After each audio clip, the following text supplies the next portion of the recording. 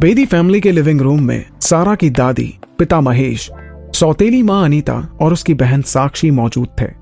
घर के अंदर कदम रखते ही उसकी नजरें लिविंग रूम में मौजूद सोफे पर बैठे उन लोगों की ओर गई। वो काफी अपसेट दिखाई दे रहे थे। ऐसा लग रहा था मानो सारा किसी कोर्ट के कटघरे में खड़ी हुई है। साक्षी ने जैसे ही सारा को देखा, उसने सारा का हाथ पकड़ा और उसे पकड़कर प्यार से बोलने का नाटक करने लगी। ओ सारा, तुम फाइनली घर वापस आ गई। मॉम, दादी, डैड सब तुम्हारे लिए कितनी फिक्र कर रहे थे। अभी तुम हम सब लोगों को आराम से और अच्छे से समझा सकती हो कि क्या हुआ था। सारा ने साक्षी की ओर देखा और उसके हाथ को झटका देते हुए अपने हाथों को उसके हाथों की पकड़ से रिहा किया। सारा के चेहरे को देखते हुए ये बिल्कुल भी नहीं लग रहा था कि उसका माफी मांगने का कोई इरादा भी था। उसने साक्षी से पूछा, आखिर इसमें समझाने के लिए है ही क्या? महेश सारा का ये बर्ताव बिल्कुल भी सहन नहीं कर पा रहा था। उसने टेबल पर जोर से अपना हाथ मारा और चिल्लाने लगा, बेशरम लड़की। सारा बिल्कुल निर्दोष दिखाई दे रही थी। डैड, अगर जेनेटिकली देखा जाए तो मैं बेशरम और बिगड़ी हुई लड़की हूं, तो ये आपको डायरेक्टली और भी बुरा बनाता है। ओह कम ऑन, बी सीरियस सारा। महेश को देखकर ऐसा लग रहा था कि उसके मुंह से आग के गोले बरसेंगे। क्यों? क्या मैं आपको सीरियस नहीं दिखाई दे रही? और अगर मैं सीरियस नहीं भी दिखाई दे रही हूं तो एटलीस्ट मैं इस रूम में मौजूद कुछ लोगों की तरह दिखावा तो नहीं कर रही हूं। सारा अनीता की ओर देखते हुए कहने लगी। आखिरकार सारा के शब्द उन लोगों को सुनाई तो देने चाहिए थे। सारा के ये शब्द सुनकर महेश और आग बबूला हो गया था। अनीता को कुछ समझ नहीं आ रहा था। उसे अंदर ही अंदर कुछ खाए जा रहा था। उसे ऐसा लग रहा था कि आज सारा नहीं बल्कि कोई और ही इंसान है। अक्सर सारा बहुत चुप चुप सी और सबकी बात मानने वाली लड़की थी, खास करके अनीता की। लेकिन आज तो वो सबको पलटकर जवाब दे रही थी। आखिर ऐसा क्या हो गया था?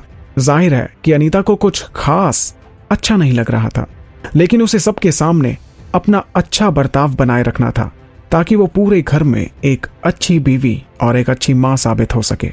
सारा, तुम अपने डैड से ऐसे बात नहीं कर सकती हो। जाओ उनसे माफी मांगो और इस बात को यहीं रफा दफा करो। मैं गलत नहीं हूं तो मैं सॉरी क्यों बोलूं? सारा वैसे भी अपनों द्वारा दी गई साजिश में बलि चढ़ी थी और यहां तो उल्टा उसे ही माफी मांगने के लिए कहा जा रहा था। आखिर ये कौन सी बात हुई? सारा, तुम्हारे मैनर्स कहां गए? अगर तुम्हारे अंदर अपनी बड़ी बहन के जैसी थोड़ी भी सूझबूझ होती तो तुम इतने बड़े स्कैंडल में नहीं फंसी होती। सारा की दादी उससे बहुत खफा थी।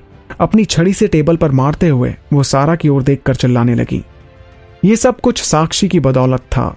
भले ही सारा बेदी फैमिली की छोटी बेटी थी, लेकिन उसके साथ नौकरों से भी बदतर बर्ताव किया जाता था। यहां तक कि उसकी दादी मां, जो उससे सबसे ज्यादा प्यार करती थी, आज वो भी बहुत गुस्सा थी। जी हाँ, आपने बिल्कुल ठीक कहा।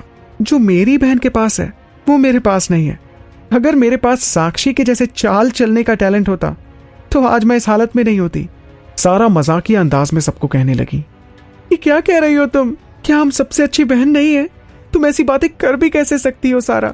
साक्षी ने जैसे ही सारा की बात सुनी, उसकी आंखों से मगरमच्छ के आंसू निकलने लगे, जैसे कि उसके साथ बहुत बड़ा गुनाह हो चुका हो। अच्छी बहन? कौन सी अच्छी बहन की बात कर रही हो तुम? मैंने कभी भी सपने में नहीं सोचा था कि मेरी खुद की बहन मेरी पीठ के पीछे मुझे धोखा देगी। सारा साक्षी की ओर देखते हुए चिल्लाकर कहने लगी, थैंक यू सो मच साक्षी, मुझे आज पूरे शहर की हेडलाइन बनाने के लिए। सारा, ये तुम क्या कह रही हो?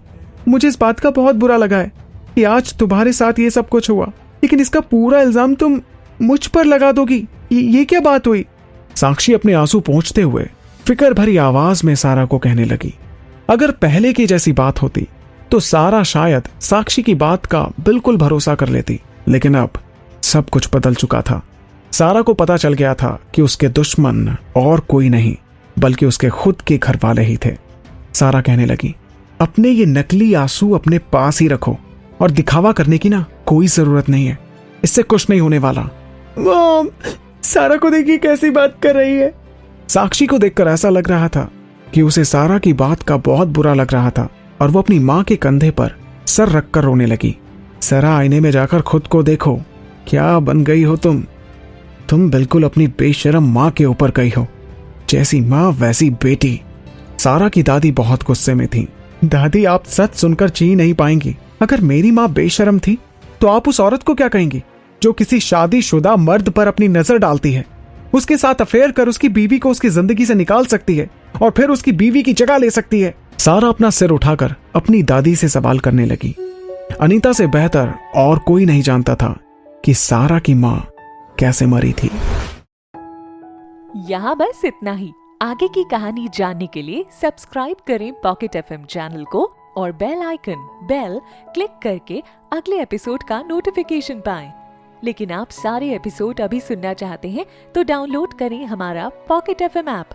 लिंक डिस्क्रिप्शन में है, जहां आप पाएंगे इस शो के सारे एपिसोड्स और साथ ही इसके जैसे और भी बेहतरीन शोज। तो देर किस बात की, अभी डाउनलोड करें पॉकेट एफएम ऐप।